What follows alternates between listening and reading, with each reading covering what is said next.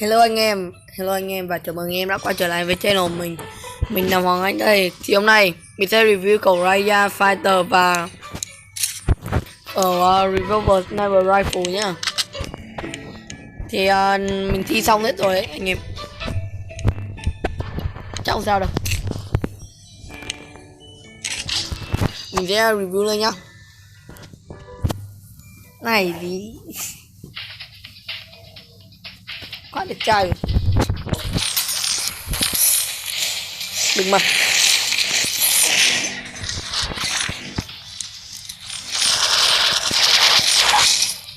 Thì nói thật khẩu này hơi yếu. Micro hơi yếu. 10 viên vào đầu mới chết anh em ạ. 10 viên vào đầu mới chết.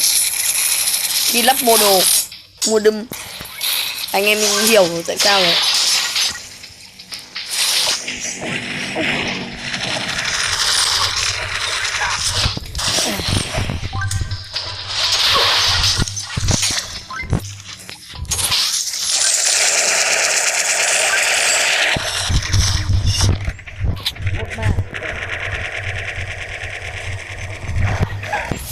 Đùa.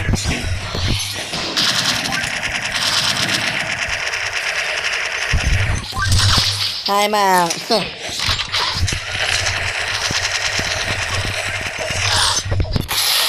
Ha.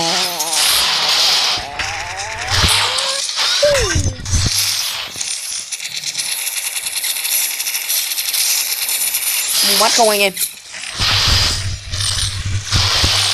Rồi đá lắm đấy, đừng đùa. Thế bây giờ nó yêu được gì nữa nhỉ?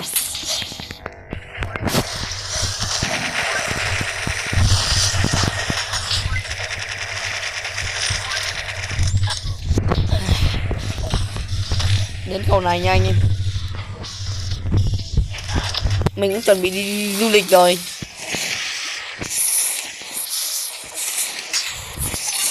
Đó, đẹp trai.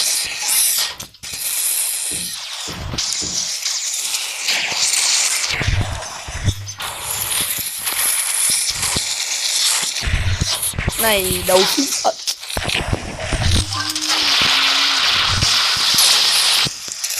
ông đang cầm bên view ấy. Đồng đội đẹp trai đồng đội.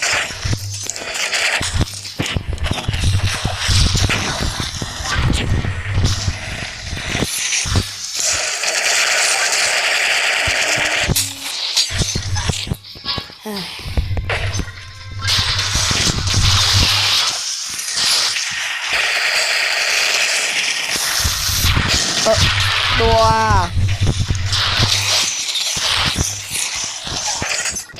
Đẹp trai này bạn.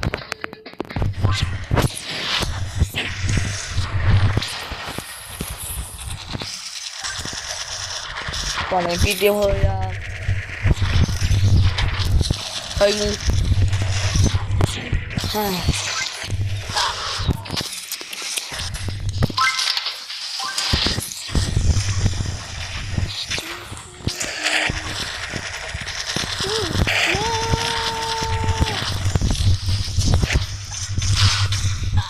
Đùa. Mình không muốn spam đâu. Đang chill. Đấy. Loại thể loại phá này.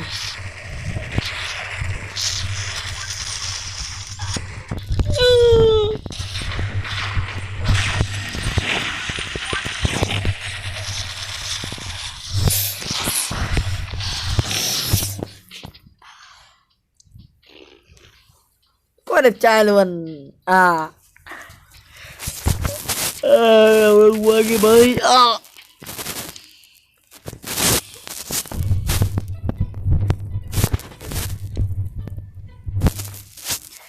Đến khẩu súng ngắn rồi nhỉ. Dạo này hiểu sao mình hiểu năng quá em ơi. Mình spam ngu quá.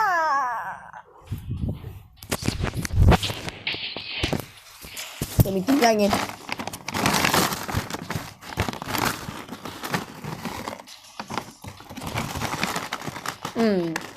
Khá ngon. Rồi.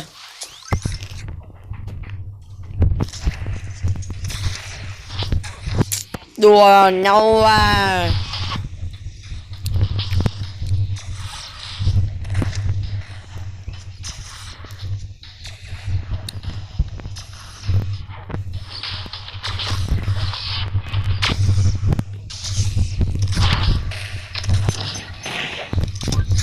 đùa nhau rồi.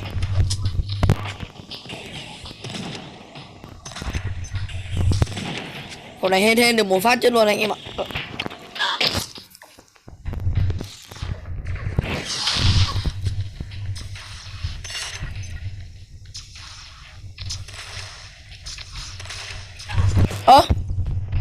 Hiểu năng nữa rồi.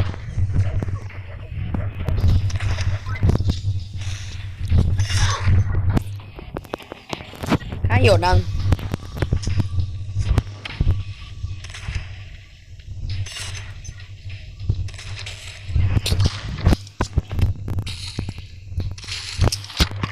Có gì trên máy đấy? Gì dơ vậy?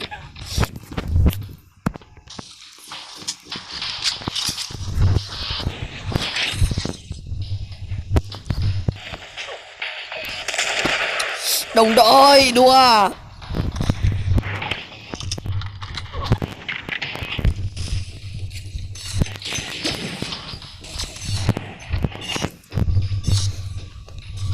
Thế còn chặn đường nữa. Khẩu này ít đạn nhưng mà được cái thanh em. Đây là nhanh em ạ.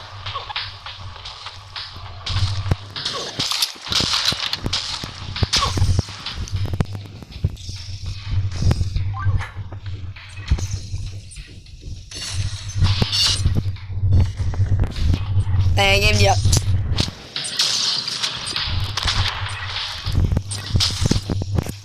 Thôi clip mình dừng lại tại đây thôi. Hẹn gặp lại các bạn ở trong clip sau. Bye bye.